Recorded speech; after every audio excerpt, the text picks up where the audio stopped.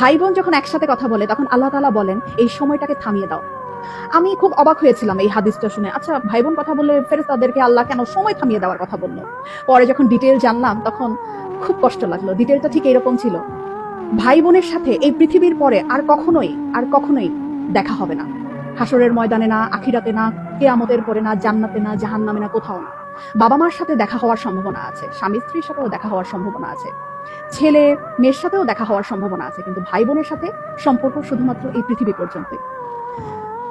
তখন এত খারাপ লাগলো ব্যাপারটা জেনে যে আমার যে বোন আছে অথবা আমার যে ভাই আছে তার সাথে আমার আর কখনোই দেখা হবে না এই পৃথিবীর পরে।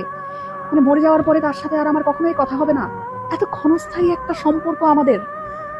যারা সম্পত্তি নিয়ে ঝামেলা করে ভাই বোনের সাথে কথা বলে না, যারা অনেক ঝগড়া বিবাদের কারণে ভাই বোনদের সাথে কথা বলা বন্ধ করে দেয়, তারা না করেন না এই ব্যাপারটা।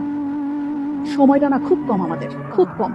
এত কম সময় নিয়ে আমরা পৃথিবীতে এসেছি এবং এই কম সময়ের মধ্যে আমরা আবার কলুষতা, আমরা আবার ঝগড়া বিবাদ এরকম করে আমাদের এত কাছের এত আপন একটা মানুষ, একই পেটের মায়ের পেটের বোন, মায়ের পেটের ভাইয়ের সাথে কথা বলা বন্ধ করে দিলাম। এই মানুষগুলোর সাথে তো আমাদের আর পৃথিবীর পরে দেখাও হবে না, কথা হবে না। কি দরকার মনে এত কষ্ট রেখে? ভুলে যাই না সব, ভুলে যাই।